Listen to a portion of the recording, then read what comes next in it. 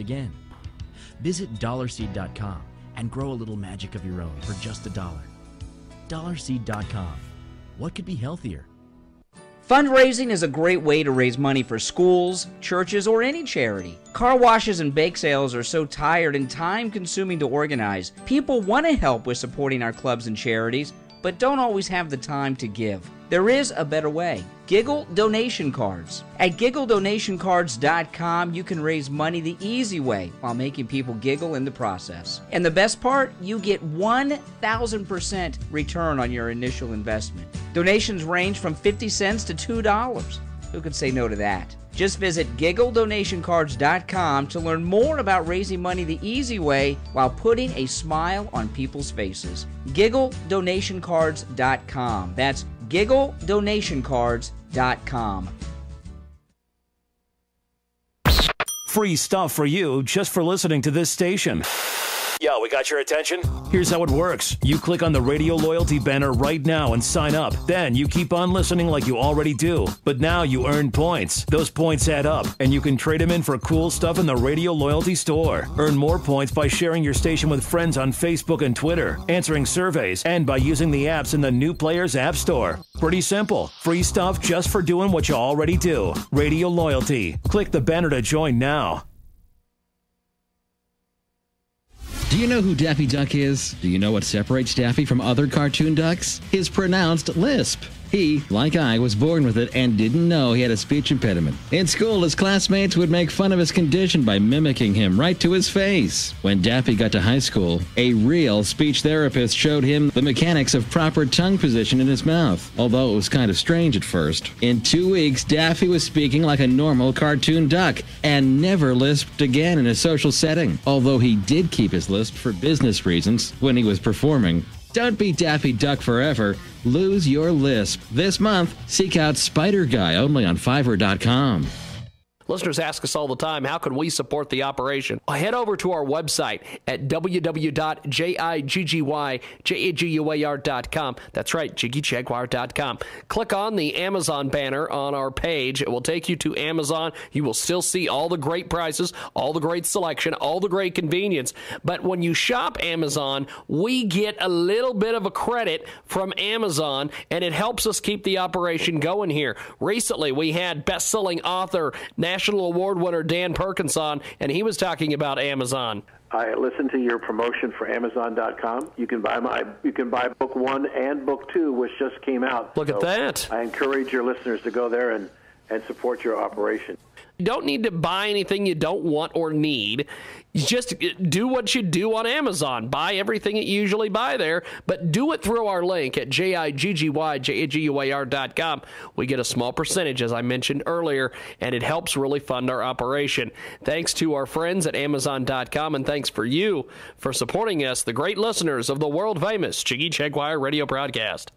This is Chris Markowski, your watchdog on Wall Street, and this is your watchdog on Wall Street Money Minute. It was some bad movie that came out. It was a drama movie. Who did it have? Harrison Ford or something like that? What Lies Beneath? I can't remember exactly. But anyway, that should be the title of our economic and census and demographic numbers. What Lies Beneath? You take a look at this information. Everything from state population estimates, population growth, below replacement rate birth rates. Not good. Not good for our economy, and showing more signs of us becoming a socialist state.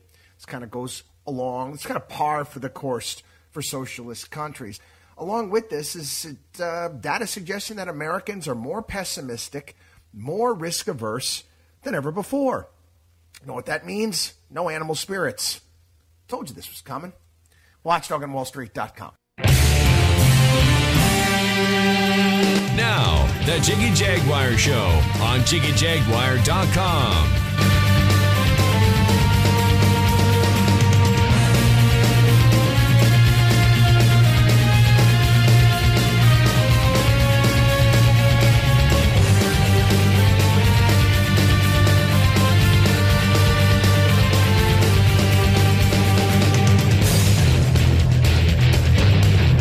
There we are, coast to coast and border to border. All over the World Wide Web at 46 minutes after the hour, and no Frank Wuko.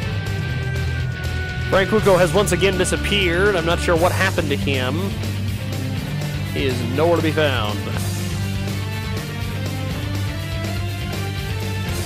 So, I am going to call him. That's what happens here. You don't call me, I call you. I figured I would give him an opportunity to give us a holla, holla, holla, holla, holla, holla, holla. So, we're going to call him. Where is it? Oh, I don't even have his number in here. Oh, that's nice. Ha ha ha ha! That's fabulous. That is fabulous. There he is. We're going to call Frank Wuko and see where he's at. You can give us a call at 267-225-4449 and say hello to us. We're going to see if Frank Wuko picks up the horn. See if he picks up.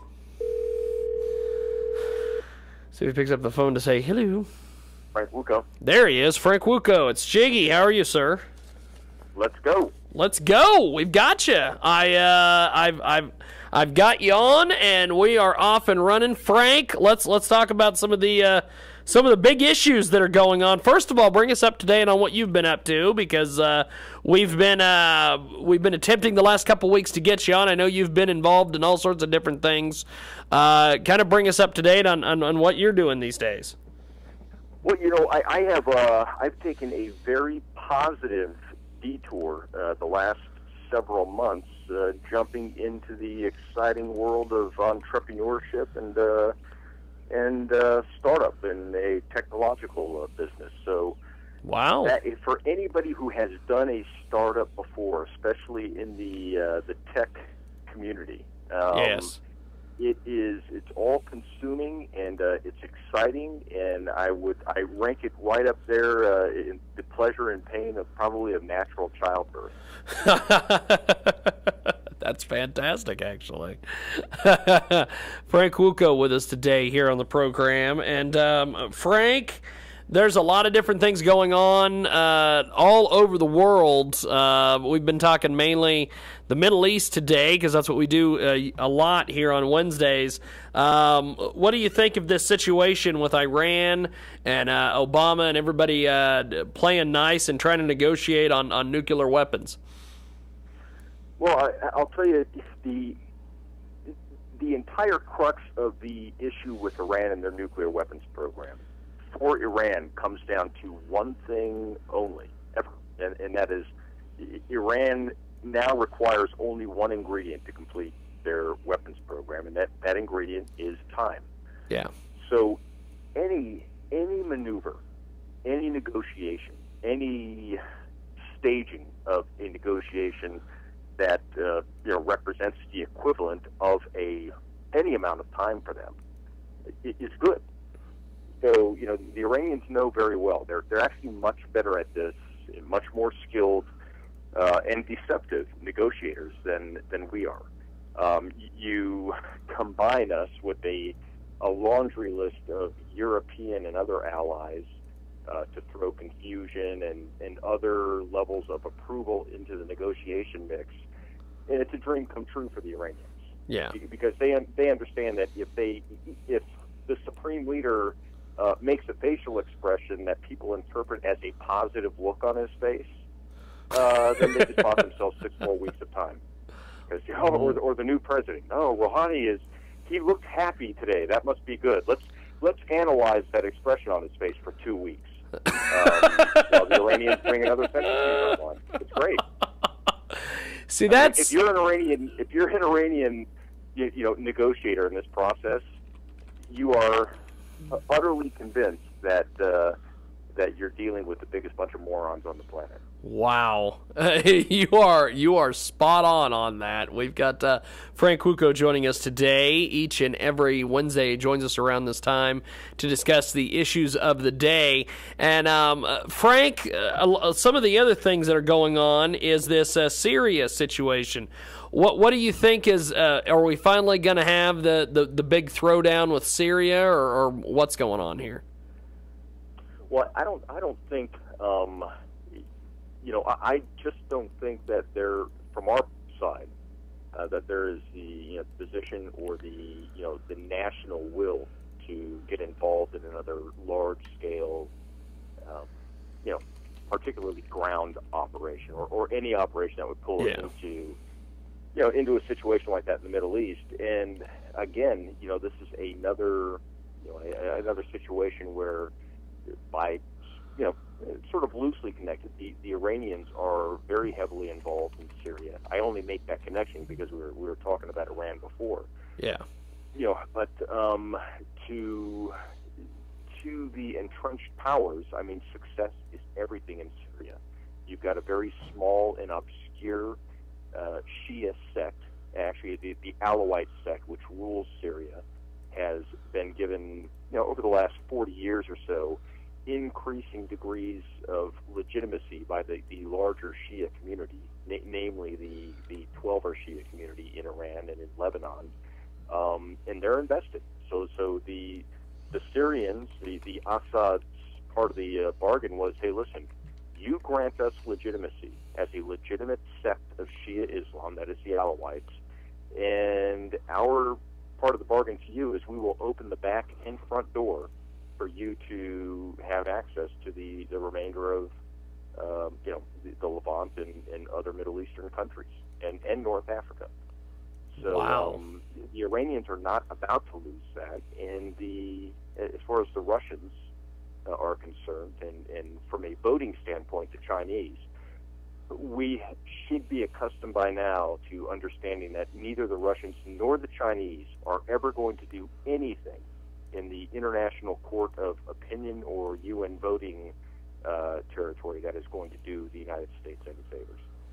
It's Frank Wuko. He joins us today here on Wednesday, and let's talk about the Olympics. I know in our last hour we talked with Dr. Jack Caravelli about the fact that the Olympics are supposed to be a time when you suspend all disbelief of all the news and all the craziness, and you just enjoy sporting events. And I recently saw on the Drudge Report and a few other sites that the U.S. is planning all sorts of escape plans just in case things go wrong and we've got to rescue the Olympians. This is just such a crazy mess. How can anybody make sense of this?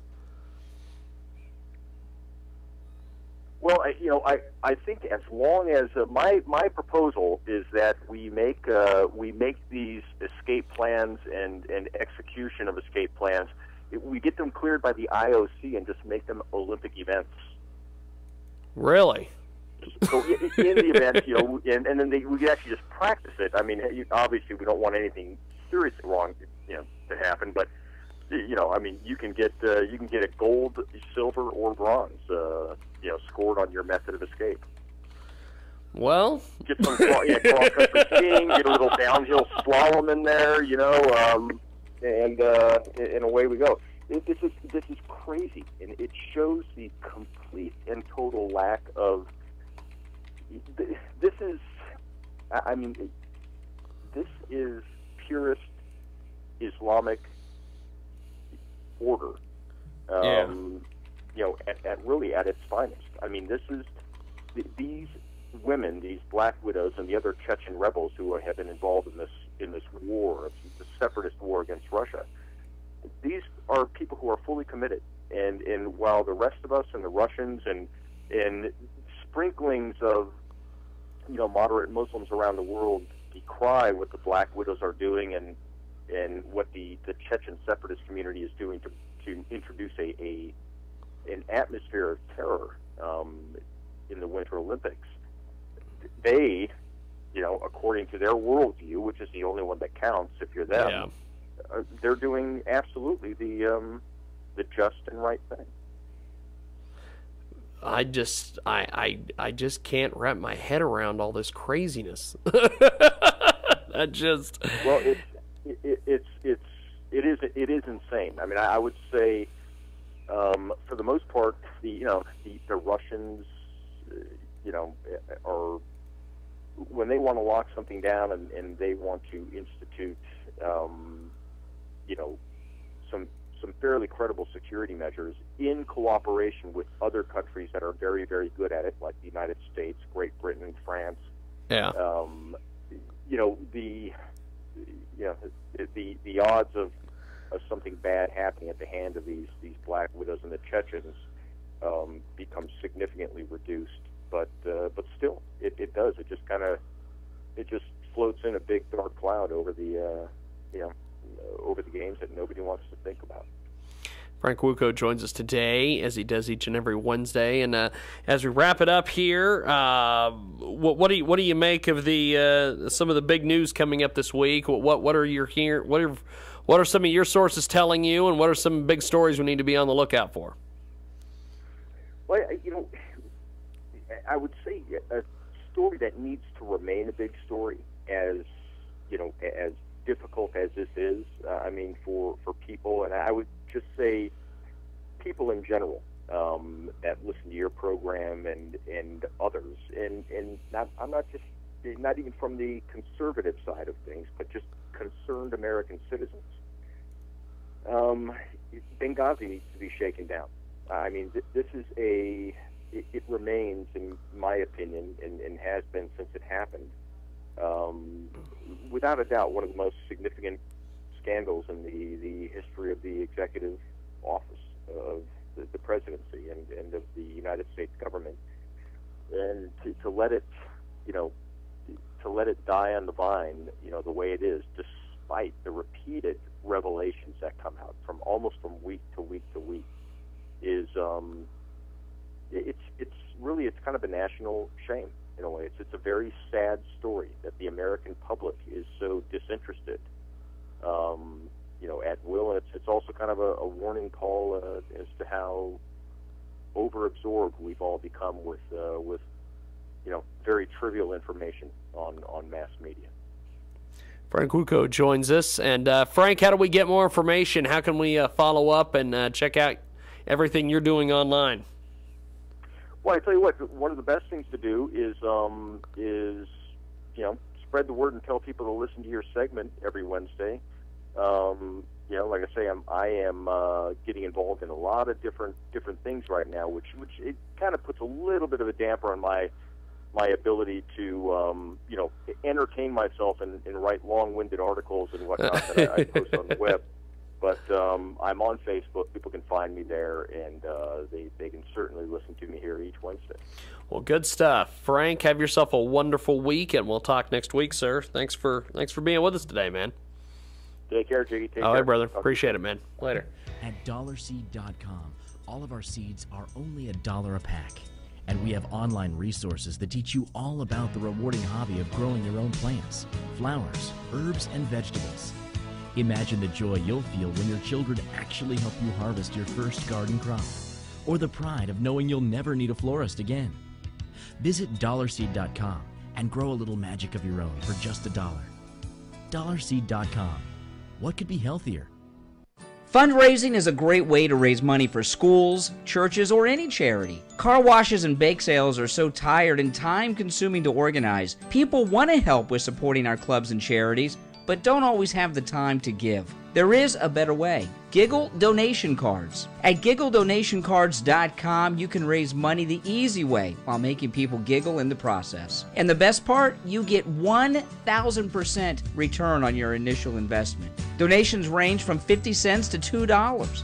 Who could say no to that? Just visit giggledonationcards.com to learn more about raising money the easy way while putting a smile on people's faces. giggledonationcards.com. That's giggledonationcards.com. Free stuff for you just for listening to this station. Yo, we got your attention? Here's how it works. You click on the radio loyalty banner right now and sign up. Then you keep on listening like you already do. But now you earn points. Those points add up, and you can trade them in for cool stuff in the radio loyalty store. Earn more points by sharing your station with friends on Facebook and Twitter, answering surveys, and by using the apps in the New Players App Store. Pretty simple. Free stuff just for doing what you already do. Radio loyalty. Click the banner to join now.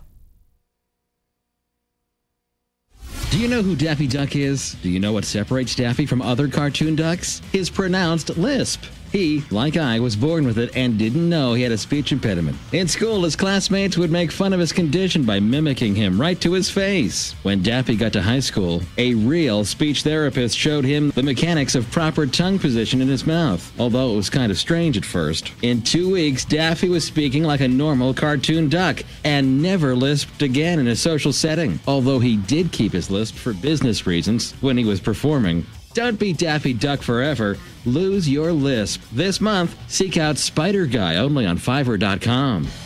Listeners ask us all the time, how can we support the operation? Head over to our website at www.jiggyjaguar.com. That's right, jiggyjaguar.com.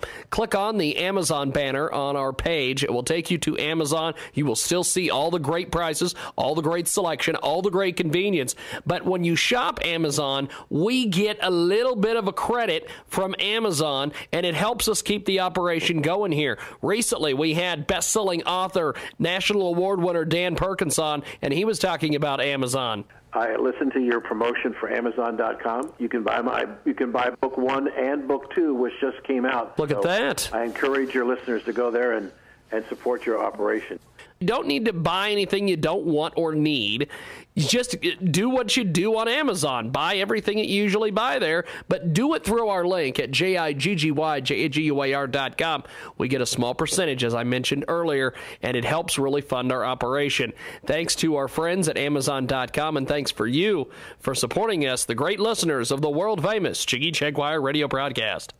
This is Chris Markowski, your watchdog on Wall Street, and this is your watchdog on Wall Street Money Minute. This is another "see I told you so" moment. It's a story that came out last year, and it was early last year. It was in regards to S&P being sued by the government because of the ratings that they were bestowing upon mortgage-backed securities, and part of the problem that led up to the credit crisis, yada, yada, yada. Now, make no bones about it. S&P, they strip AAA rating on anything. They could care less as long as they were getting paid. But I knew that the government was going to go after S&P because S&P dared to downgrade the U.S. debt. And sure enough, an angry Timothy Geithner warned the chairman of S&P that the firm would be held accountable of U.S. debt. Kind of like Chris Christie, huh? WatchdogOnWallStreet.com. On the network. Coast to coast and border to border, all over the World Wide Web and on 50-plus stations. Also, TalkRadioX.com. We are live Monday through Friday, 2 to 5 Central, 3 to 6 Eastern, and 12 to 3 Pacific. 24/7 at JiggyJaguar.com on the TuneIn apps and Radio Loyalty. Our podcast is available at JiggyJaguar.net. And, of course, we've got a great guest with us today. I'm going to go ahead and let him introduce himself. We'll talk a little bit about why he's here. Go ahead and jump in there, my friend. Hey, my name is Bruce Maxson. I am the writer, producer, actor, director, caterer of Under the Doghouse. Now, I'm grateful to be on your show. Under the Doghouse, tell us a little bit about this incredible piece of business. Under the Doghouse is my web series. It is a comedy about a poor schlub named Pete who can't get his life together, very much like, a lot of people can't get their life together. And it follows his adventures or misadventures as he tries to find work, love, life, and meaning. Okay, so how did you develop this series, man? Well, I have a lot of friends who have a lot of problems. And I wanted to take their problems and display them for the world in a very comedic sense. So I just decided to, get a camera and start filming. And then I decided to get more cameras and roll out a whole thing and produce the show just to bring out my little circle of friends and the weirdness that they've displayed in my life and grant it to the people. Cool stuff. Under the Doghouse. How do we get more information online? Well, right now the best place to go is we're being featured on Funny or Die. That's funnyorDie.com. That's cool. And if you search, you hit the little magnifying glass, kind of like the thing that Sherlock Holmes used to walk around with, and type in Under the Doghouse, we come right up, and you get a chance to watch our first episode. New episodes will be coming up soon. Wow. How did you guys get hooked up with Funny or Die? That's a pretty cool accomplishment. I believe that my PR guy, KO, has some very, very interesting photos of some very, very interesting people. Well, good and stuff. And I have some very interesting photos of KO, so it all works in this nice little synergistic circle. Great stuff, man. Tell us a little bit more about Under the Doghouse. What was the idea behind this, and what kind of sparked your interest in putting this together? I, very much like anyone who moved out to California, I wanted to make it into the entertainment industry as something or somewhat without having a clear idea of what to do. After floundering about a little bit, not really accomplishing much, I decided I'm fairly creative. I'm kind of funny. I think I'm funny. I laugh at myself all the time. But I needed to do something that showed my creativity. So I sat down, thought about, like I said, my friends and the funny stuff they do and their anxieties and their lives, and wrote out these characters and decided to film it. Went through the process of doing that just so I could prove that I know how to be funny, I know how to act, I know how to produce something.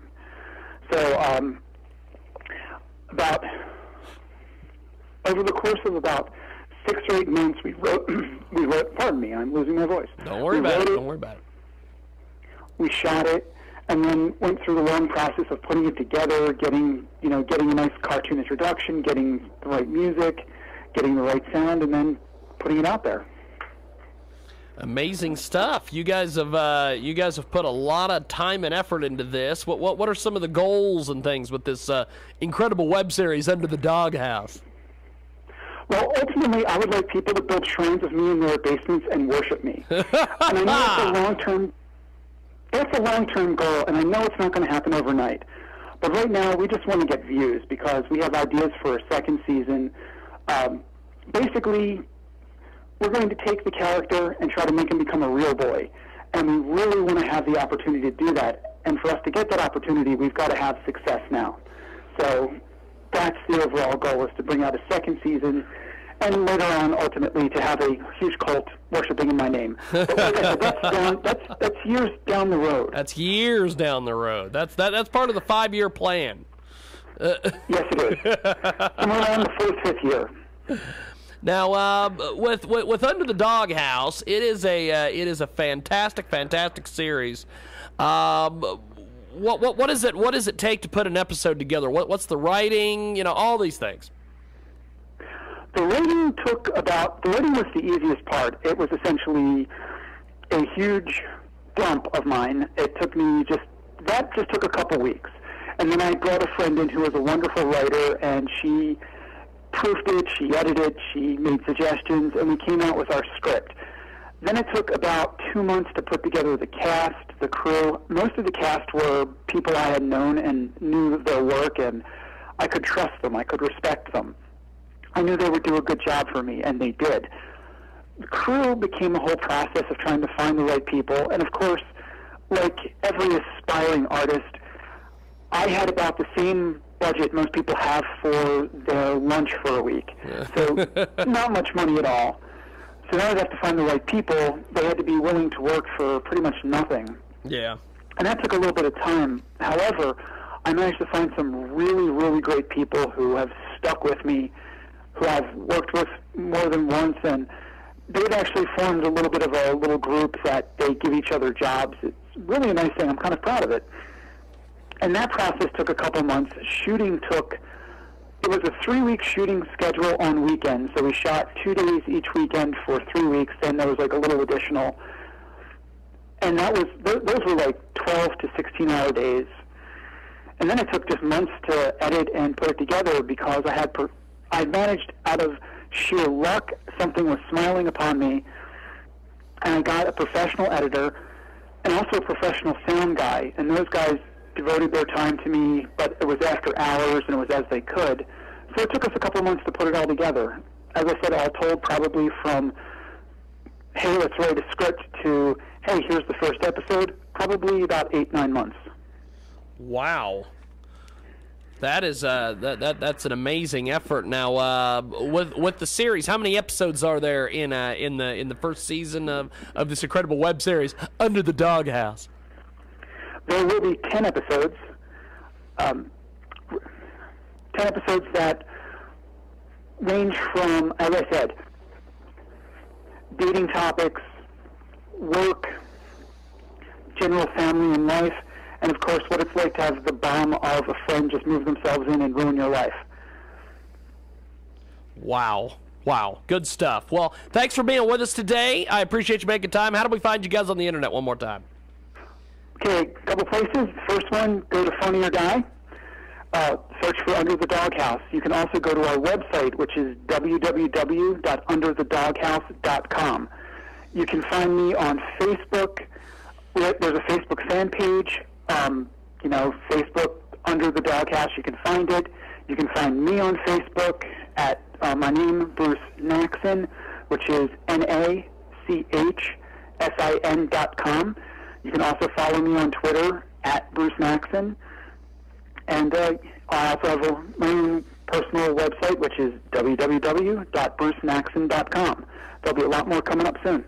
Well, good stuff. Well, thanks for being with us, and we'll talk soon. I appreciate it. Thanks for being on. Thank you. Appreciate it. Under the Doghouse. Check it out online, funnyordie.com.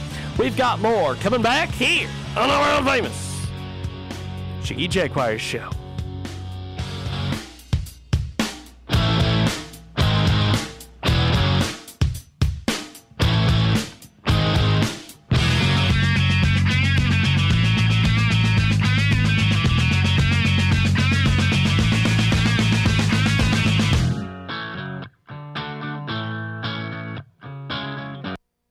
At dollarseed.com, all of our seeds are only $1 a pack.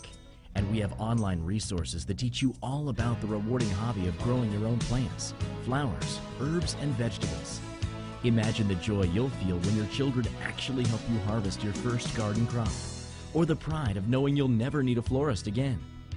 Visit dollarseed.com and grow a little magic of your own for just $1. Dollarseed.com. What could be healthier? Fundraising is a great way to raise money for schools, churches, or any charity. Car washes and bake sales are so tired and time-consuming to organize. People want to help with supporting our clubs and charities, but don't always have the time to give. There is a better way. Giggle donation cards. At giggledonationcards.com, you can raise money the easy way while making people giggle in the process. And the best part, you get 1,000% return on your initial investment. Donations range from 50 cents to $2. Who could say no to that? Just visit giggledonationcards.com to learn more about raising money the easy way while putting a smile on people's faces. giggledonationcards.com. That's giggledonationcards.com. Free stuff for you just for listening to this station. Yo, we got your attention? Here's how it works. You click on the radio loyalty banner right now and sign up. Then you keep on listening like you already do. But now you earn points. Those points add up, and you can trade them in for cool stuff in the radio loyalty store. Earn more points by sharing your station with friends on Facebook and Twitter, answering surveys, and by using the apps in the New Players App Store. Pretty simple. Free stuff just for doing what you already do. Radio loyalty. Click the banner to join now. Do you know who Daffy Duck is? Do you know what separates Daffy from other cartoon ducks? His pronounced lisp. He, like I, was born with it and didn't know he had a speech impediment. In school, his classmates would make fun of his condition by mimicking him right to his face. When Daffy got to high school, a real speech therapist showed him the mechanics of proper tongue position in his mouth, although it was kind of strange at first. In 2 weeks, Daffy was speaking like a normal cartoon duck and never lisped again in a social setting, although he did keep his lisp for business reasons when he was performing. Don't be Daffy Duck forever. Lose your lisp. This month, seek out Spider Guy only on Fiverr.com. Listeners ask us all the time, how can we support the operation? Head over to our website at www.jiggyjaguar.com. That's right, jiggyjaguar.com. Click on the Amazon banner on our page. It will take you to Amazon. You will still see all the great prices, all the great selection, all the great convenience. But when you shop Amazon, we get a little bit of a credit from Amazon, and it helps us keep the operation going here. Recently, we had best-selling author, National Award winner Dan Perkins on, and he was talking about Amazon.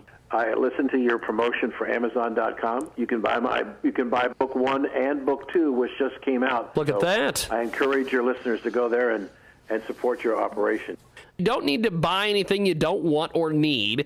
You just do what you do on Amazon. Buy everything that you usually buy there, but do it through our link at jiggyjaguar.com. We get a small percentage, as I mentioned earlier, and it helps really fund our operation. Thanks to our friends at Amazon.com, and thanks for you for supporting us, the great listeners of the world-famous Jiggy Jaguar radio broadcast. Out Loud Minute. The Out Loud Minute. Afghanistan, land of the corrupt and home of 90% of the world's opium supply. This is Malcolm Out Loud. U.S. taxpayers have dished out over $10 billion in the last 12 years to combat the drug trade in Afghanistan. Well, despite this mammoth investment, Afghan farmers are growing more opium poppies today than at any time in their modern history. John Sopko, Inspector General for Afghanistan Reconstruction, further reports that opium production has nearly tripled over the last decade, and more land in Afghanistan is under poppy cultivation today than it was when the U.S. overthrew the Taliban in 2002. Well, it's difficult to understand how we taxpayers could have spent almost $1 billion a year for the past decade only to learn opium drug production did not decrease or even stay constant. It actually flourished. Well, the out loud truth is the U.S. can't handle our own war on drugs, let alone the war on opium in Afghanistan. And I'll see you back at malcolmoutloud.tv. Coming to you from...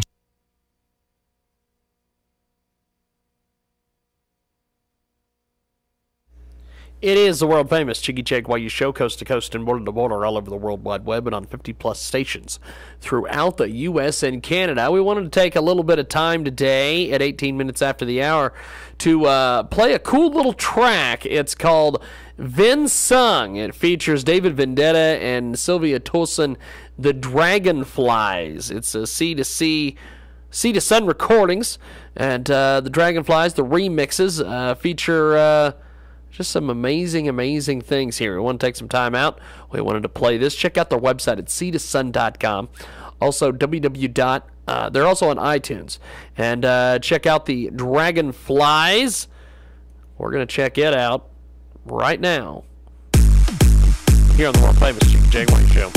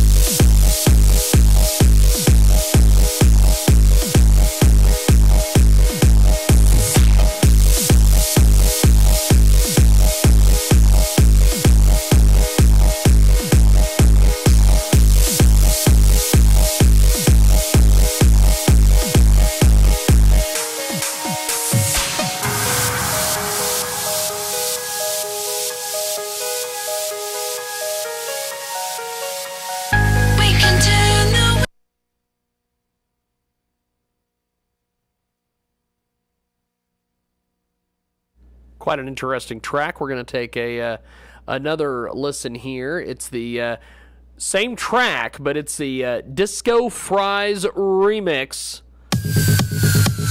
Here it is, the world famous Jiggy Jaguar Show.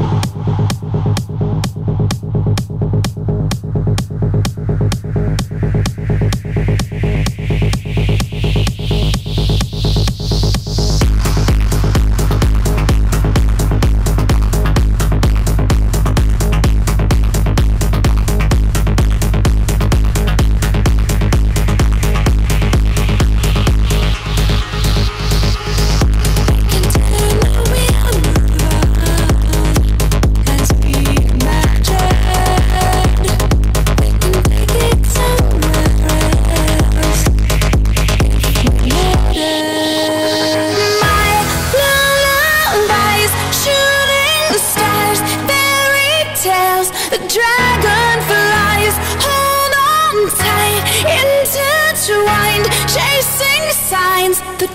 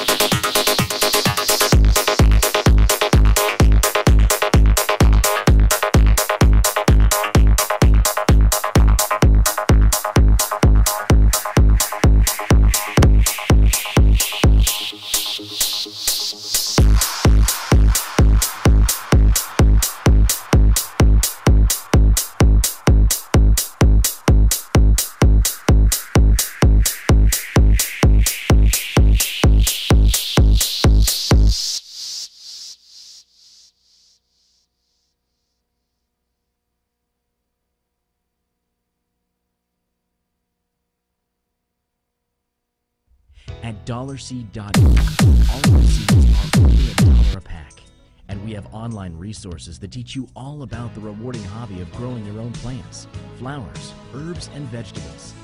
Imagine the joy you'll feel when your children actually help you harvest your first garden crop, or the pride of knowing you'll never need a florist again. Visit dollarseed.com and grow a little magic of your own for just $1. Dollarseed.com. What could be healthier? Fundraising is a great way to raise money for schools, churches, or any charity. Car washes and bake sales are so tired and time-consuming to organize. People want to help with supporting our clubs and charities, but don't always have the time to give. There is a better way. Giggle donation cards. At giggledonationcards.com, you can raise money the easy way while making people giggle in the process. And the best part, you get 1,000% return on your initial investment. Donations range from 50 cents to $2. Who could say no to that? Just visit giggledonationcards.com to learn more about raising money the easy way while putting a smile on people's faces. giggledonationcards.com. That's giggledonationcards.com. Listeners ask us all the time, how can we support the operation? Well, head over to our website at www.jiggyjaguar.com. That's right, jiggyjaguar.com. Click on the Amazon banner on our page. It will take you to Amazon. You will still see all the great prices, all the great selection, all the great convenience. But when you shop Amazon, we get a little bit of a credit from Amazon, and it helps us keep the operation going here. Recently, we had best-selling author, National Award winner Dan Perkins on, and he was talking about Amazon. I listened to your promotion for Amazon.com. You can buy book 1 and book 2, which just came out. Look at that. I encourage your listeners to go there and support your operation. You don't need to buy anything you don't want or need. You just do what you do on Amazon. Buy everything that you usually buy there, but do it through our link at jiggyjaguar.com. We get a small percentage, as I mentioned earlier, and it helps really fund our operation. Thanks to our friends at Amazon.com, and thanks for you for supporting us, the great listeners of the world-famous Jiggy Jaguar radio broadcast. Free stuff for you just for listening to this station. Yo, we got your attention? Here's how it works. You click on the radio loyalty banner right now and sign up. Then you keep on listening like you already do. But now you earn points. Those points add up, and you can trade them in for cool stuff in the radio loyalty store. Earn more points by sharing your station with friends on Facebook and Twitter, answering surveys, and by using the apps in the New Players App Store. Pretty simple. Free stuff just for doing what you already do. Radio loyalty. Click the banner to join now. Do you know who Daffy Duck is? Do you know what separates Daffy from other cartoon ducks? His pronounced lisp. He, like I, was born with it and didn't know he had a speech impediment. In school, his classmates would make fun of his condition by mimicking him right to his face. When Daffy got to high school, a real speech therapist showed him the mechanics of proper tongue position in his mouth, although it was kind of strange at first. In 2 weeks, Daffy was speaking like a normal cartoon duck and never lisped again in a social setting, although he did keep his lisp for business reasons when he was performing. Don't be Daffy Duck forever. Lose your lisp. This month, seek out Spider Guy only on Fiverr.com. It's a Minute Report for America. It's been said that there are 3 types of liars: liars, darn liars, and statisticians. That's certainly true when it comes to unemployment reports. The U.S. government's Bureau of Labor Statistics, popularly known as the BLS, keeps 6 different varieties of unemployment statistics, and critics maintain that some key considerations are not included in any of them. Recently, there have been several numbers released indicating that the jobs picture is getting very slightly better. Unfortunately, when a closer look is taken, a rather different situation is revealed. According to the BLS, the unemployment rate declined to a still terrible 6.7%. However, the labor force participation rate has declined by 0.8 points over the last year. The number of persons employed part-time for economic reasons, sometimes referred to as involuntary part-time workers, was essentially unchanged at 7.8 million in December. These individuals were working part-time because their hours had been cut or because they were unable to find full-time work.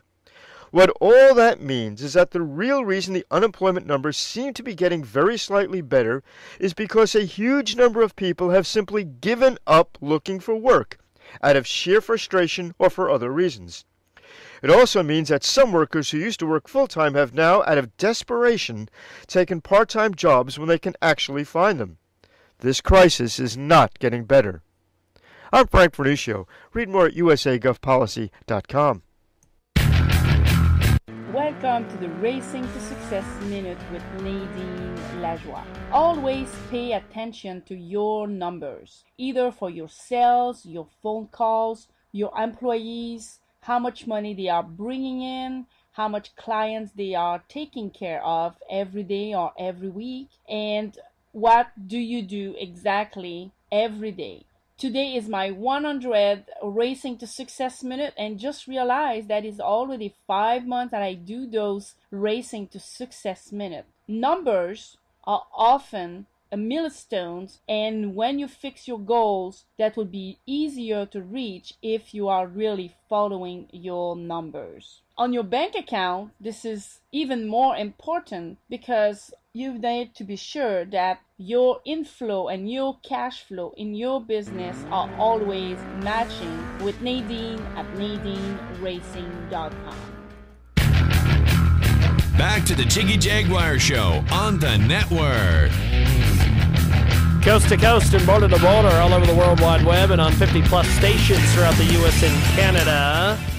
We've got a cool little segment here today. Last week we had Dan Perkins on this broadcast, and everything he was saying about the Middle East and everything that he was talking about sounded exactly like the guy that we talk to each and every Wednesday, IQ Al Rizzoli. And I thought, these guys have got to be separated at birth or something. So I wanted to get him on today to talk about the issues of the day. And Dan Perkins, who is the national bestseller, he's with us today. He joins us live. He's the nationally acclaimed author of The Brotherhood of the Red Nile, and he's also a terrorism expert. And his website is absolutely amazing. We'll talk about that here in a few. And we've also got with us our regular Wednesday correspondent, my good personal longtime friend, Mr. IQ Al Rizzoli. And IQ, of course, if you Google his name, you're going to find every single thing that you ever needed to know and more about this guy. And I welcome both of them to the broadcast. Gentlemen, let's start off here. Dan, kind of give us an overall of your book, Brotherhood of the Red Nile. So IQ has got some perspective here, and then we'll get into the issues of the day. Go ahead and jump in there. Sure, thank you. Thanks for having me on again. Book one, which is about a year old, is the first book of a trilogy, and it's the setup book that talks about how terrorism is changing and has changed to a much more sophisticated group of people. And they start, in essence, what's called a terrorist think tank to examine the terrorist attacks around the world, primarily done by Al-Qaeda. And the head of the group, Mohammed al-Sargon, says to the group, tell us what did they do wrong? And once they figure out what they did wrong, he gives each of them a charge because they have struck a deal with the Iranian nuclear program to rebuild some old Soviet Union suitcase-dirty bombs and create weapons of mass destruction. He tells them, each of you have 2 bombs. Come back with your presentation to all of us as to how you want to use those bombs and to what effect. Each then goes on and develops his own strategy of how the bombs will be used. And so they come back and they make their presentations, and they have a secret ballot, and they come to the United States with the bombs. And that's about where book one ends. Book two, which just came out in the trilogy, is called The Brotherhood of the Red Nile, America Rebuilds, which tells you that something not really nice happened. In fact, there are nuclear weapons that are detonated in the United States. And book two deals with how do they deal with the fact that their energy infrastructure has been destroyed through the use of nuclear weapons. And the capital markets are closed, the banks are closed, commodity markets are closed, and none of the ATM machines work. And how does America begin to rebuild itself after such a devastating attack? Now, IQ, this sounds like all the things that we talk about that are actually probably going to happen at some stage of the game here in the world that we live in. What do you think about this? This is just it's an incredible read. What do you think of this, IQ? What I find incredible is he's got 3 books, a trilogy like I have. Yes, that is incredible.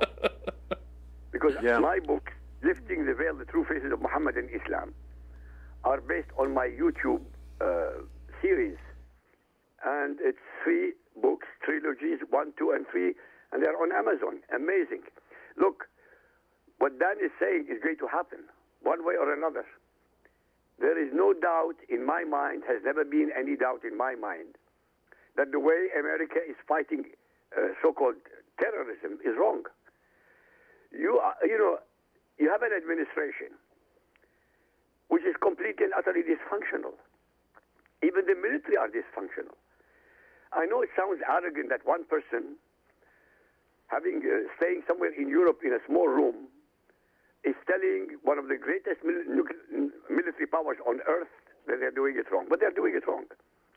To destroy an enemy, to destroy any enemy, you have to know that enemy better than that enemy knows himself. America so far, and Americans especially, have not understood what Islam is all about. And it's simple. Islam's agenda has been declared for the last 1400 years by Muhammad, who unilaterally declared total war against all human beings who do not believe in him as the prophet of Allah. That's simple. He divided the humanity 1400 years ago into those who believe in him and those who do not believe in him. And those who do not believe in him, they've got 3 choices. Humanity, who is not a Muslim, has 3 choices under Sharia. To convert to Islam whether we like it or not. To submit in humiliation and degradation forever under Sharia, or to be exterminated. And the Muslims are doing all these 3, as we speak, all over the world. Look what they're doing to the Christians. In my country, Iraq, in the year 2003, we had 1.3 million Christians. Today, as I speak to you, ladies and gentlemen, less than 200,000. In Syria, they're being exterminated. The Coptic Christians. The Coptics, no, that's in Egypt. In Egypt, but they are part of and they are the descendants of the pharaohs. They are the original people. They're not the Arabized ones. They are the original descendants of the pharaohs. And what does Obama do? Nothing. What does Congress do? Nothing. What does, in fact, the Vatican, under Pope Francis, he said, embrace the Muslims. Embrace them with what? Embrace them with what? They're killing us.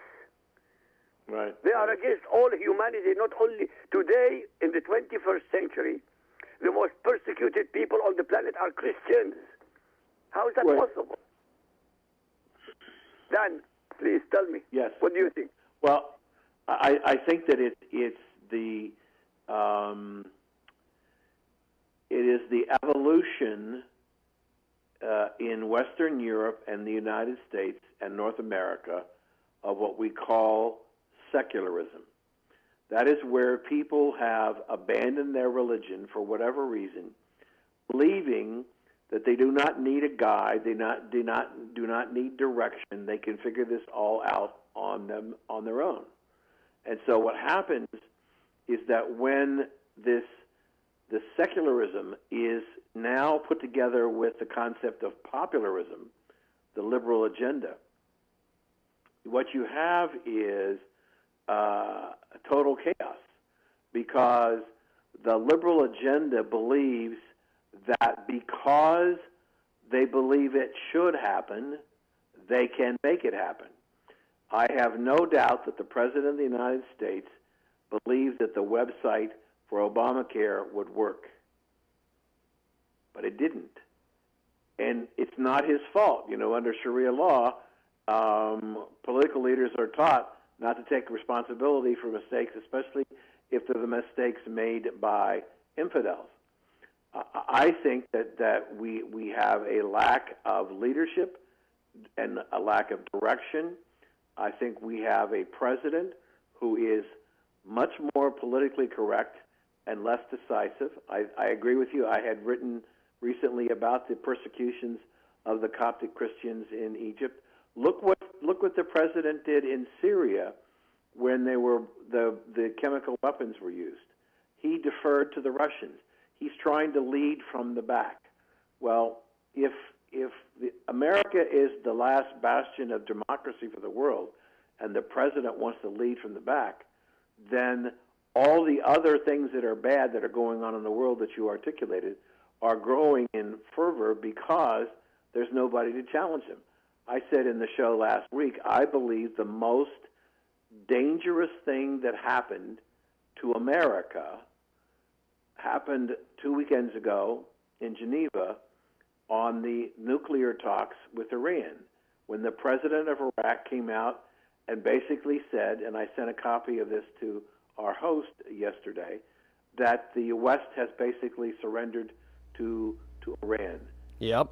What we see is that this whole elevation of terror, this persecution of Christians, the topplings of government, all of these attacks are part of a pattern that I believe is ultimately going to lead to, as I said last week, making my fiction in book 2 nonfiction, because I believe the way the West has treated Iran over the nuclear equipment and development technology in Iran has basically just put, I can't tell you when, but I believe they have put nuclear weapons in the hands of terrorists, and the first place those terrorists will use them is against the United States. They have to continue to escalate the level of their attacks in order to keep their followers motivated, and I think that's why they have to have the nuclear weapon, and ultimately there will be nuclear attacks against the United States by terrorist organizations. May I put my 2 cents to Americans about Obama? Do you mind? Go right ahead. Go right ahead. Well, I would like to say this. Dear Americans, I have read yesterday Obama's warped and disgusting conclusion that his ratings are down because he is black. I wish I could have a one-on-one interview with him so that I would forever remove his sense of victimhood from his psychological profile by pointing out the following incontestable and politically incorrect facts. Obama was elected in spite of the following. He is black, he is a Muslim, a registered leftist, taught for 17 years by his mentor, Pastor Right to Hate, Despise and Loathe America, whites and Jews. Obama was elected not by African Americans or Hispanic Americans, but most assuredly by white Americans, the majority of the country, by liberal white media, academia, politicians, and clergy, but mostly white financial contributions. These well-meaning but utterly ignorant people did so because they truly believed that by electing Obama, the sins of America's participation in slavery will forever be wiped out. I'm certain that 99% of Americans have not been taught or did not, and most of them still do not know, the facts about American slavery. They do not know that white Christian slavers did not go into heart of Africa to enslave the blacks.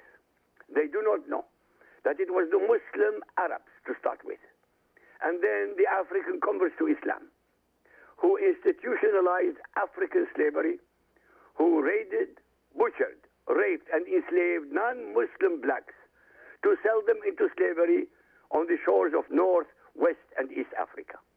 They do not know that these Arab and Muslim slavers caused the death and destruction of 140 million black Africans, so that they could sell 14 million of them to the Americas, of which only 5% ended in what we call the USA.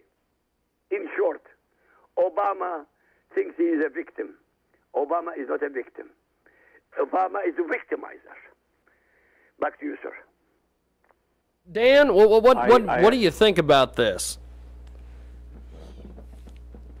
Go ahead. No, give me your thoughts. What do you? Yes. What do you think about this, Dan? I think that there's some things I would like to say, but I can't say on the air. I don't want you to lose your life. I agree with what you're saying. You know, I think that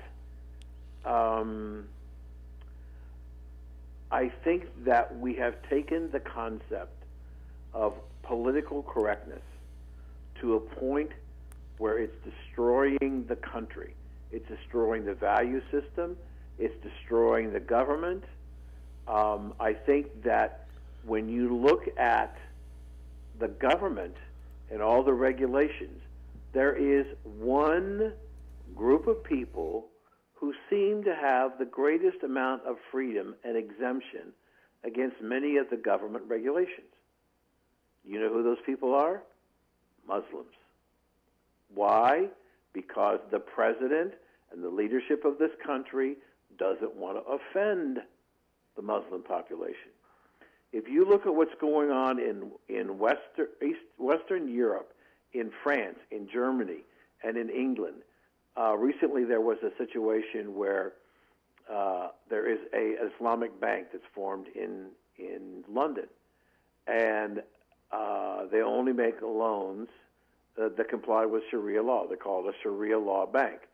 But people in the Islamic community in London said recently that they need to go into these businesses and to whip and beat people because they are not following Sharia law when it deals with how they deal with their customers and what they do.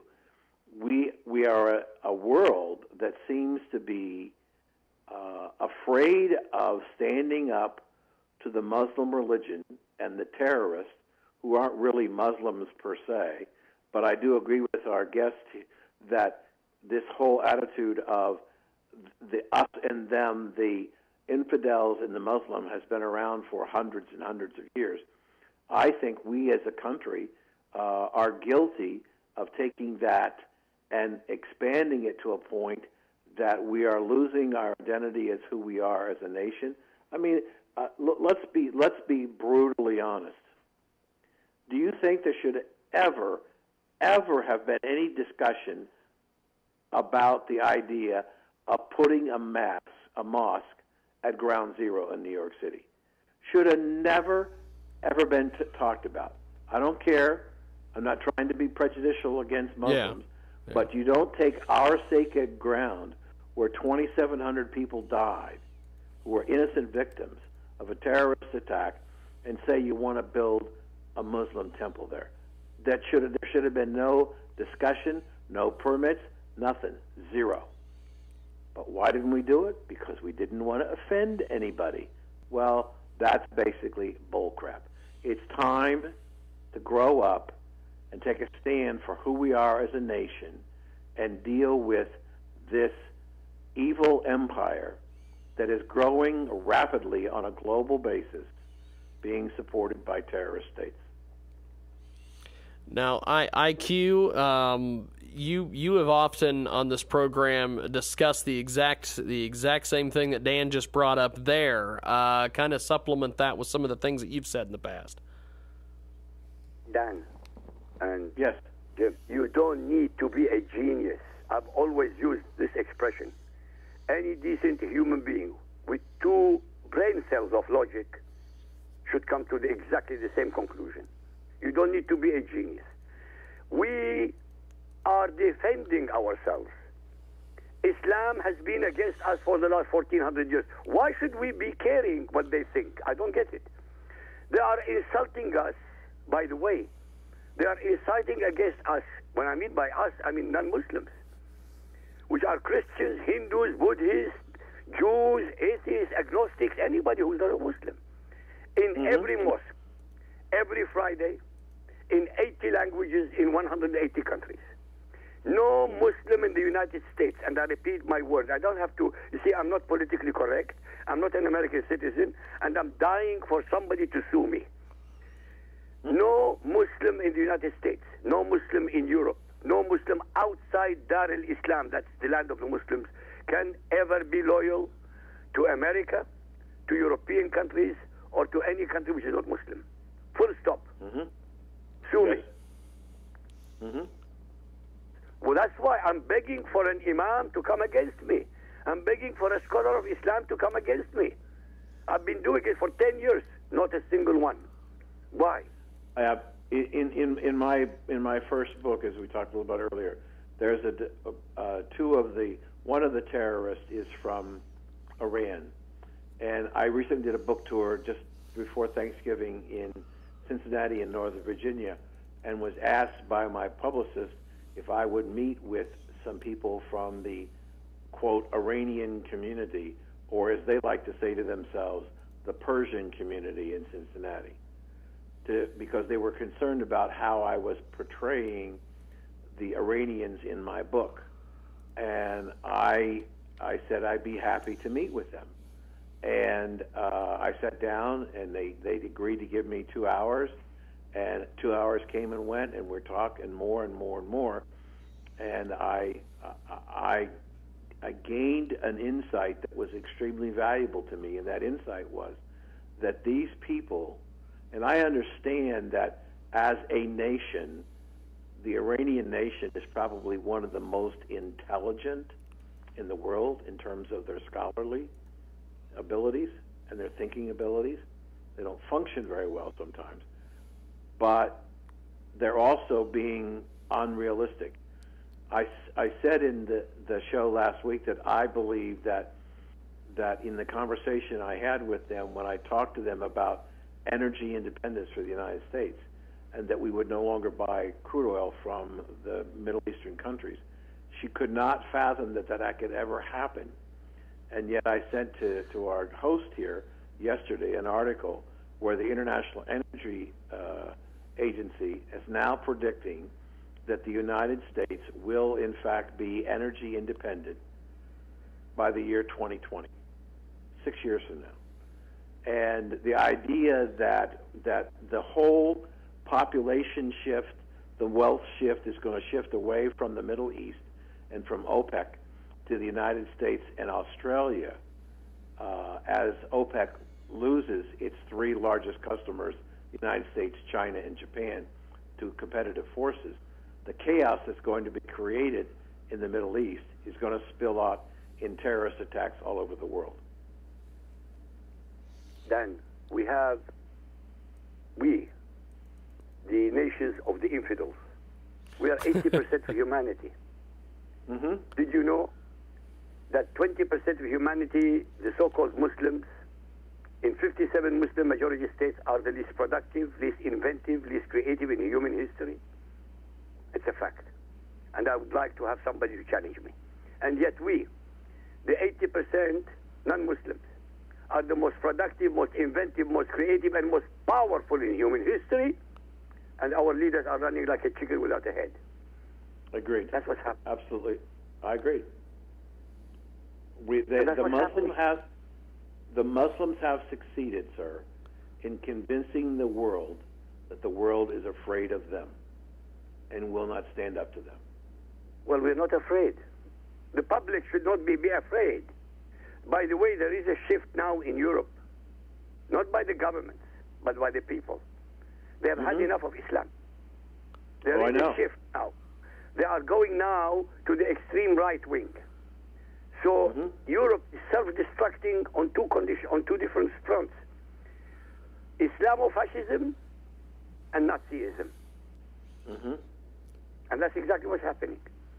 Yep. We are having now a backlash in Europe. Yes. By the way, Putin today is the only supporter of Christianity in the world. Putin, the Russian. And who allowed him to do that? Obama. Absolutely. Thank you, Obama. Yep. Thank you. He's a more, in my opinion, Putin, because of the way our president has acted in Syria and other things, has basically turned over the leadership of the Western world to Putin. No question. Absolutely no question. By the way, as we're speaking, the Muslim world now is against Russia. Not only because of Sochi, not at all. It's not because of the Olympics, not at all. Because they have now imposed rules on publishing the Quran in Russia. The Quran is considered a book of incitement. And one translation of the Quran, which was recently made by a Kazakhstani guy, has been prohibited in Russia. And they are right, by the way. They are right. Look, can I ask you a question on your insight of something? No, please, of course, go ahead. Do you think that Islam will launch major attacks at Sochi? Yes. The government can't I stop have no think. Absolutely nothing to do with thinking. It's a must. This is a war of wills. You know, Russia, the latest attacks were in Volgograd. What was Volgograd called? Stalingrad. Volgograd was Stalingrad. The Soviet Union stopped. Yeah, because there is a meaning in there. There is a purpose. The Soviet I understand Union. that my question. Let me restate my question. Do you believe that the Islamic radicals, terrorists, will plan substantial attacks at the games during the games? I have no doubt about it. Okay, and so I have no doubt. The risk. I think I tend to lean with you in that direction. However, my simple analysis says that may be an arrogant tactical disaster for them, because if athletes are killed in a peaceful environment by the Islamic world, by Muslims, by terrorists, it may couple with what's going on in Central and Western Europe about the disdain for the Muslim world. It may turn a great deal of the Western world finally to trying to bring something under control. I don't know, but I think I agree with you. I think that what's going on is there is going to be an all-out attack, and there's going to be a number, maybe hundreds of athletes are going to die in Sochi, no matter how much the Russian Sorry, Dan. The only thing I disagree with you, the only single word you used, I disagree with you, is we used extremist Muslim. There is no such thing as an extremist Muslim or a radical Muslim or a militant Muslim. Islam is radical, extremist, militant. It has no shades. You are either a Muslim jihadi or you are not a Muslim. Who said so? The Quran said so. Who told them in the Quran? Allah, their God. This is my subject. We talked. This is a good. I don't know how much time we've got left to talk, but one of the things that I would put on the table is that in the discussion I had with the people from Iran in Cincinnati, the youngest person there was a recent college graduate from George Washington University in Washington, D.C., who's been a correspondent in Egypt for the last 6 to 7 months. And what he said, it was on the ground in Cairo and around, is that he's hearing a dissatisfaction with moderate and conservative Yes, Muslims. I was hoping we would get into this. Go ahead and finish. Yes, that they are abandoning the religion. They're saying this is not what Muhammad was about, at least in their mind, and they're leaving Islam and going out into the countryside and starting over as an agricultural society, getting out of the cities and out of all of the hype and the rhetoric and the pressure, and going back to basic fundamentals. Now that could be Islam, but it's not radical Islam. So when you said it's always radical, you're certainly entitled to your opinion. I don't know that I agree 100%, but when I hear that Islam, which is a huge religion on a global basis, is beginning to see some of the problems that the Christian religions and the Jewish religion has experienced over the last 20-some years of people abandoning their religion, but believing they don't need a form of religion, which tends to dilute or actually intensify the power of the more radical Islamic people.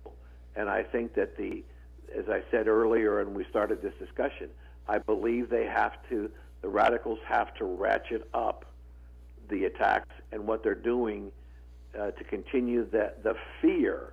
You know, it's like when we had the Boston Marathon bombings, I said in a press release that it was more about dollars than it was about body. But there's no question that future marathons that were being run had a totally different security than they would have had prior to the Boston bombing. That's a diversion of capital away from the economy and moving it over into security to try and protect people from attack. I really believe that if you're right that there's going to be a significant attack, you're going to see, I believe, an increase of secularism in many parts of Islam, saying, why was it necessary to kill all these people? What did they do? What did they represent? And I hope that we're both wrong, but I wouldn't be surprised if we're not. But I think it could be a very critical point in what happens to the Islamic followers and how the rest of the world looks at Islam. I agree with you regarding how the rest of the world will look at Islam. I disagree with you totally that Islam or Muslims are going to revert to a secular Islam. There is no such thing. I'm not being funny with you or being aggressive with you. I didn't spend 30 years of my life, and I've got over $2 million worth of challenges to every human being on the planet to prove me wrong. Mm-hmm. You cannot find one single verse operative in the Muhammad's Quran that shows any compassion and mercy towards infidels, unbelievers. You can't. I agree with you, but and maybe I wasn't clear enough. What's happening, for example, in the United States or in Europe, is that Christians who were living by the Ten Commandments and by a formal religious institutional structure have abandoned that structure and believe they have in their own heart and mind the ability to make appropriate decisions and prudent and good decisions.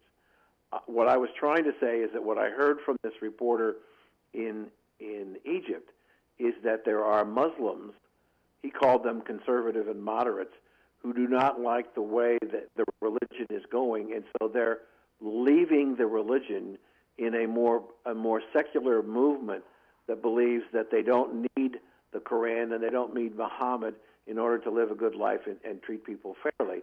They're abandoning their religion.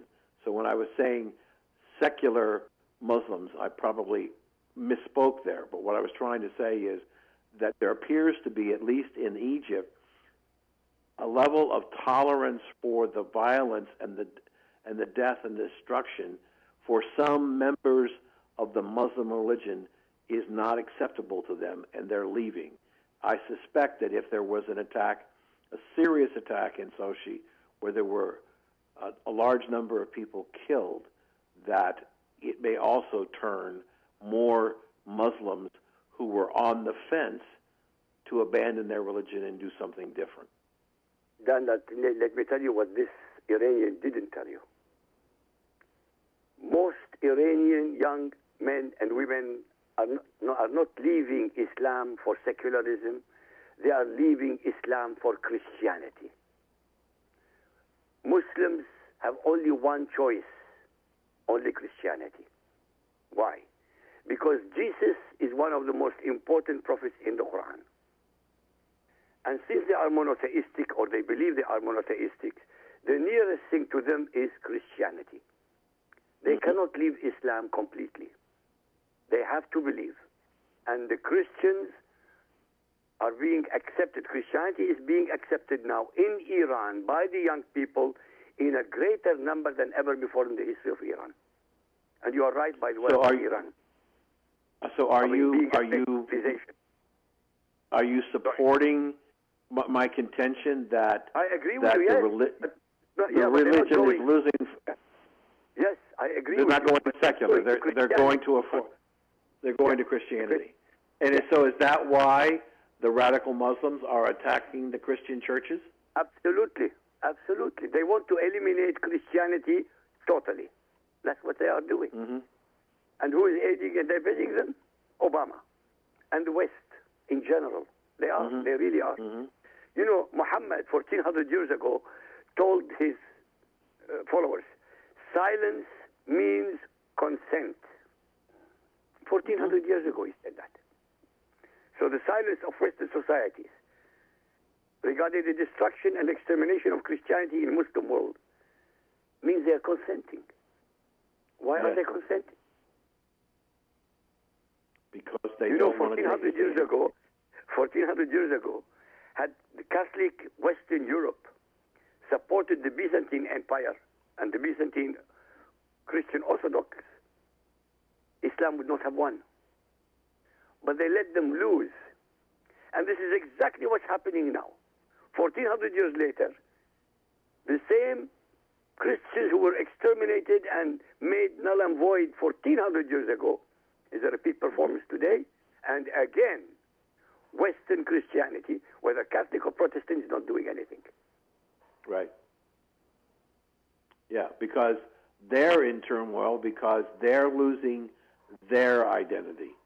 These Christian churches, the Baptists, and all of these various Protestant organizations who have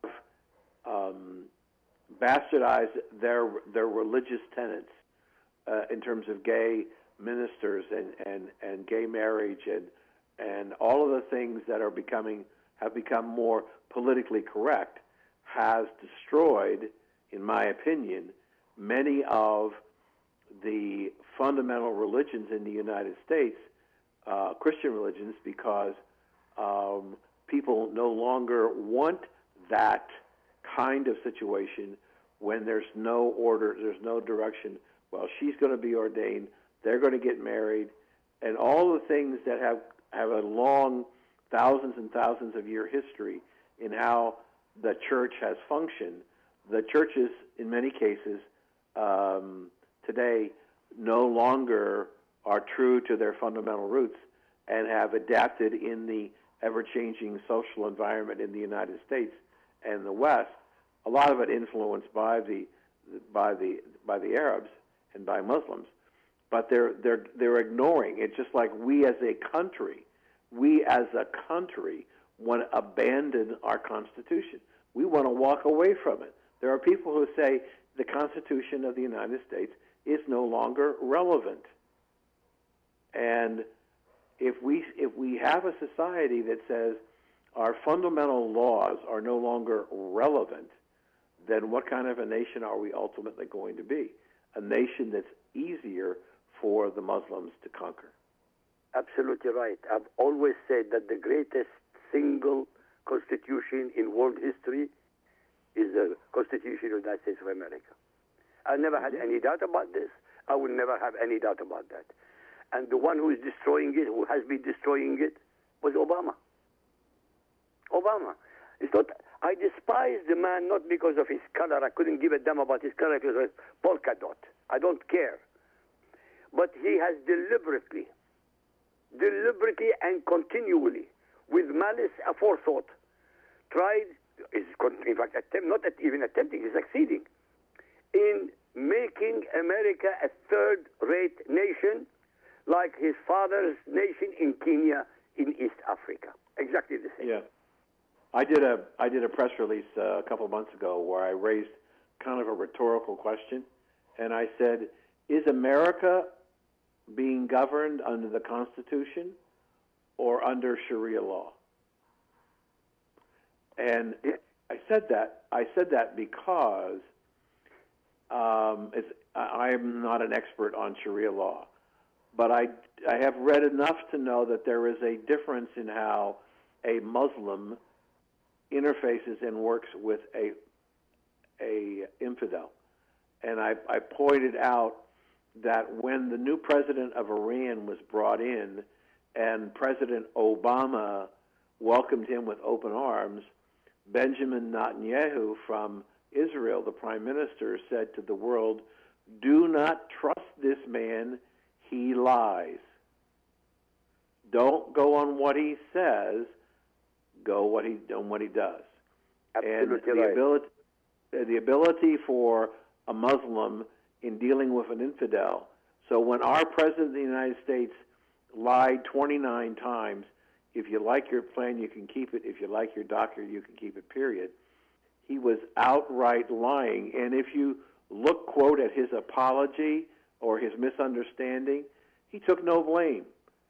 That's a typical trait of a Muslim dealing with an infidel. If there's a problem, if there's a mistake, it's never the Muslim's fault. It is always the infidel's fault. It was never the president's fault. It was the American people's inability to understand and interpret what the president was saying that caused the significant misunderstanding. Not a lie, significant misunderstanding. But it was a lie. You're absolutely right. But there is a word in Arabic to express exactly what Obama has done. It's called taqiyya. Taqiyya, anybody can Google the word taqiyya, Taqiyah. Any way you spell it, it will come out. It is religiously sanctioned deception in Islam. That means, yes. That means a Muslim can sit with a Christian, eat pork with him, which is prohibited, drink wine with him, which is prohibited, for as long as in his heart of his heart, he is actually deceiving the Christian so that when the time comes, he can destroy him. That is exactly what Obama did. Obama is a Muslim. Right. I always said he was a Muslim. I don't know whether he's a Muslim, but I think there's another. I'll give you another example of that portion of the law that you talked about, because I'm very familiar with that. I live outside of New York City in the summertime, not in the wintertime. And we had a campaign for mayor this past fall. And one of the persons who was running in the primary was Anthony Weiner. This was the congressman who was expelled from Congress. What a lot of people don't understand, that his wife, Muslim, and understanding that a Muslim to marry a Jew is a horrendous, quote, violation of Sharia law, except if, in so doing, it presents the opportunity for the greater good of Muslims. Absolutely. And so the belief, and this woman was Hillary's chief of staff, the belief was that if Anthony Weiner could get elected mayor, then her influence to bring portions of the law to New York City would be heightened, and at the same time, if he did well as mayor, he could go on to be governor and change the laws of the state of New York. So I've read that section of the law, sir. I've read it to mean that Muslims can do anything when they're dealing with Christians towards a specific goal. Well, the specific goal, as I see that has hold of the Muslim world at the moment, is the destruction of the West, including the United States. So anything is fair game. Lies, deceit, all are okay. And we don't understand that. You said at the very beginning, and when I wrote book one of the things that I wanted to do was to begin to help the American people begin to understand how the Muslim world thinks in a very small way, in a very simple novel. But I began the process of beginning to educate people. And it is hard for a lot of Americans to contemplate that there would be a religion that's bent on the destruction of Christianity. Well, but there is. Let's disagree on one thing. Islam is not a religion. Islam is a cult belief system, and the reason is extremely simple. Allah, the God of Islam, is not God, and most certainly not the same as the God of Jesus, Moses, and Abraham. Again, I have hundreds of thousands of dollars on the table for anyone to come against me and to prove me wrong. You know, Adam, cannot be done. Not because I say so. It is because it's based on their own scripture. Arabic is my mother tongue. I spent 30 years studying this subject. Doesn't mean somebody who spends 30 years, it becomes a total authority. I agree. But when I have had these hundreds of thousands of dollars on the table for the last 6 years, and no one has come against me, although I have approached in my radio talks, on my TV interviews, in my books, over 15 million people. And that's not much, by the way. In 6 years, 15 million people is not many. But nonetheless, a lot of people. Not one of them has come against me. Right. So what are we up to next, sir? Well, I'll tell you, this has been a fantastic conversation here. I hate to let this go, but we've got about probably five or 6 minutes left here. Before we've got to scoot here, and IQ. Let's talk about. I want to get Dan's thoughts on this too. One of the big stories that is out is this situation with the Iran nuclear deal with the U.S. and Obama sort of being tossed in there as well. What do you make of this? Because this is a crazy situation.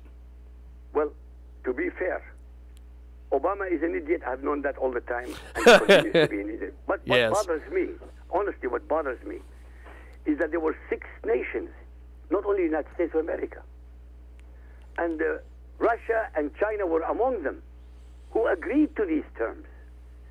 And most remarkable about all this is this. Iran is nearer to Russia and nearer to China than it is to Israel and to America. Why did they accept these things?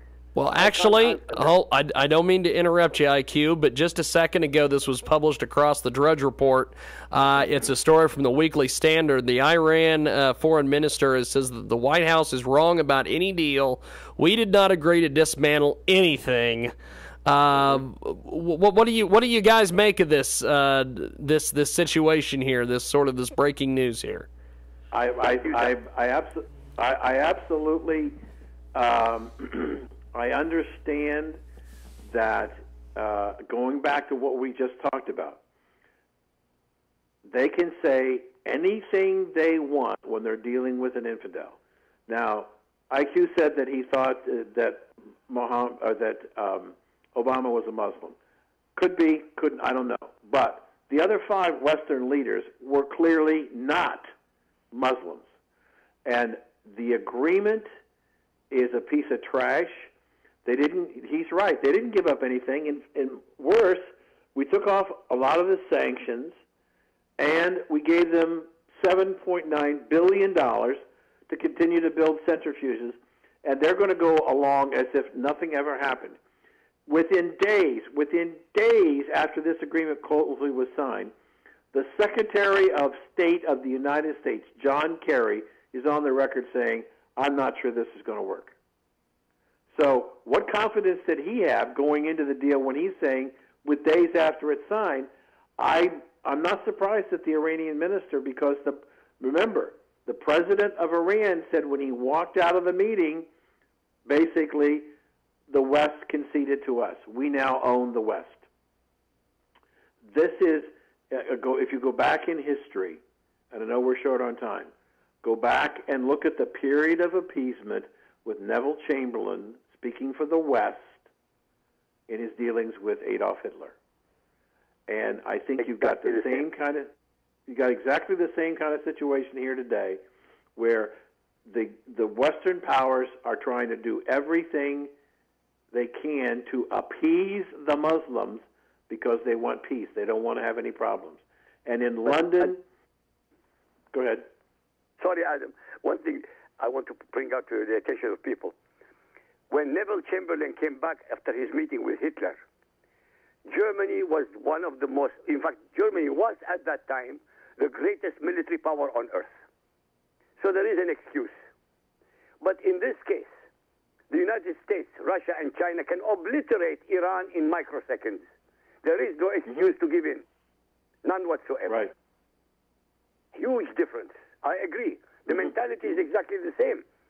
But it's not justified. The whole idea is that the stuff that I saw in the papers, the reason why Obama made all these concessions is, quote, America is war weary. That's not the reason to make bad decisions, because we're war weary. And we've, as I said last week, and I spoke on the show, I'm very concerned that the agreement and the way the Iranians have taken the agreement is guaranteeing that Book 2 of mine, which is fiction, is not going to be fiction. It's going to be reality. Adam, I have absolutely no doubt that this will lead to a nuclear war. I have absolutely no doubt about it. None. So have we've overstayed our welcome? No. Actually, I am enjoying this conversation. I definitely think we need to have it more often between you two, because this is fantastic. I would love this. At least I have somebody who thinks the same wavelength as I am. Yes, and that's why I wanted to get you guys together. I thank both of you for joining us today. Dan, before we let you go, mention the website, the book, and everything here. Sure. The book is the new book is The Brotherhood of the Red Nile: America Rebuilds. It's available at Amazon and Barnes and Noble online.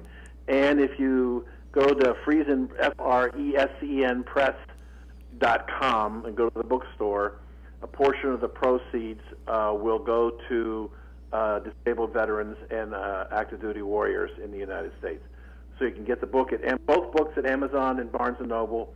Book 2 is at Friesen Press, F-R-E-S-I-N.com. Go to the bookstore and you can get that book. Fantastic. And IQ. Oh, the book website. Yes. I'm sorry. It's Go. Dan Perkins, the word at Sanibel, SANIBEL.com.